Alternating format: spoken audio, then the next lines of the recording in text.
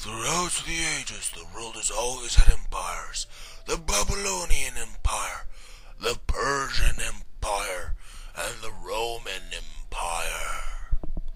Alright, where's my video game controller? I'm a warrior. I'm a fire mage. Together we have our own cartoon. We're Dax and Chaelis. The animation still sucks. Dax, I'm rather bored right now. Really? Yes, I'm actually thinking I want to have a discussion with you. We haven't had a discussion in quite a while. Matter of fact, I think our last discussion was actually before you convinced me to go into the mines of Moria, where strangely a large fireball tried to take me out. I had nothing to do with it. Right. Well, anyways, I was pondering, what do you know about Empire? Empire. Empire, as in dun dun dun dun dun dun dun dun. Yes, Dax, yes, that's Empire.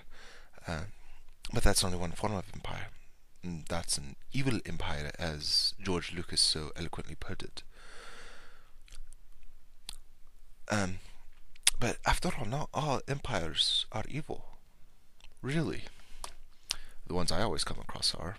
And then I managed to remove them and attempt to become emperor myself. But then they kicked me out. It's a sad story, really. Right, Dax. So, do you want to have a discussion or not? Well, I suppose it would be rather interesting. What do you want to talk about? Well, Dax, how about hierarchies? Hierarchies, yeah. As in, I'm in control of the group. I say where we go. I say what we do. I say who gets the gold, you know. I'm in control. I'm top of the world. Only in your dreams, Dax. Only in your dreams. Anyways, hierarchy can actually be traced back to the very beginning. I mean, you look at Genesis and you have God, then you have man, and then apparently woman right underneath man, and then nature. Nature's at the bottom rung.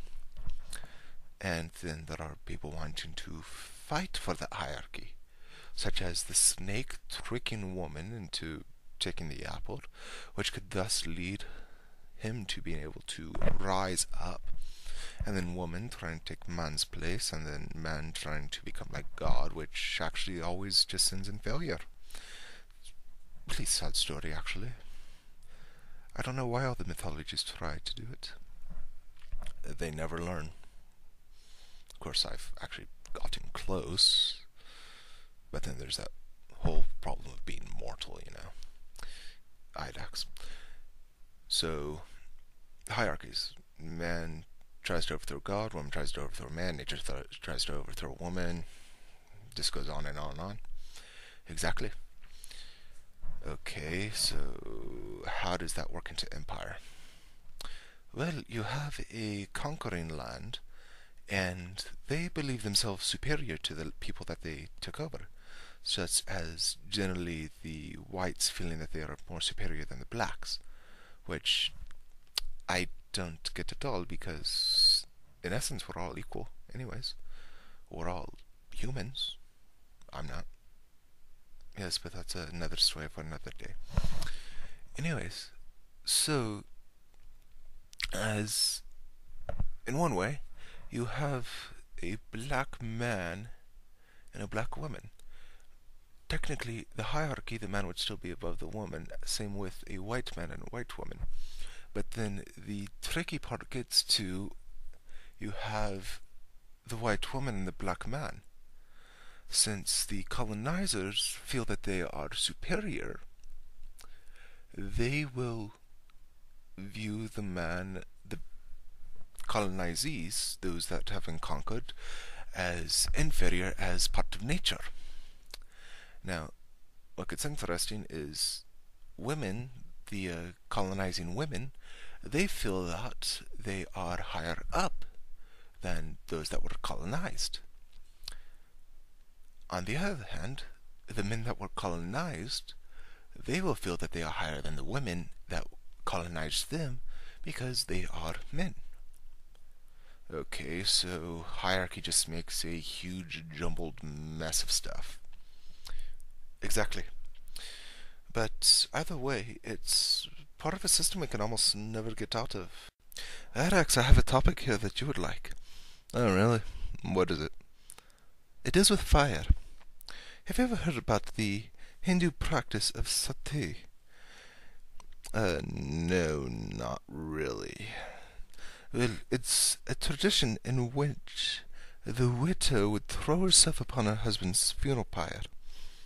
Now, the English, whenever they colonized India, they actually started to, or at least attempted to put a stop to this tradition, though it still does occur today. This is one such example of empire actually being beneficial. Another way that it matters is actually today, where in Iraq, the U.S. soldiers have actually stopped some abuse towards Iraqi women. So you mentioned something about fire? Aye, Dax. Aye. Alright, Charles, this has been fun. Aye, Dax. Aye, it is. But, I'm getting bored. I gotta go. There's definitely feel like there's some gold in that cave over there. I need to just check it out. But I'd like to end on a note. What is it, Alex? There was a writer from Ireland named Jonathan Swift, and he wrote a paper during one of the famines, which actually had a concept that I kind of liked. Baby eating. You freak me out, Dax. You freak me out. Anyways, it was actually because England was making the food that they were sending too expensive, and then also the landlords there were charging too much. Alright, so how does this work? Well, I'm connecting it to another writer from Ireland, James Joyce, who wrote a story that took place on Christmas. And it was a Christmas dinner in which a lot of the food was actually not from Ireland. It would have been imported from England and Spain and Greece. Alright, so Ireland kind of fell into a cycle that they couldn't get out of because they were relying on food from other places and not working on their own food. So what they're saying is, if you don't learn from your past, you won't really have a future. That makes sense, Dax. And in a way, it could apply to empire. For if you're not careful, you could fall into control by another evil empire. Though not all empires are evil. Remember that, Dax. I will. Now, let's go questing.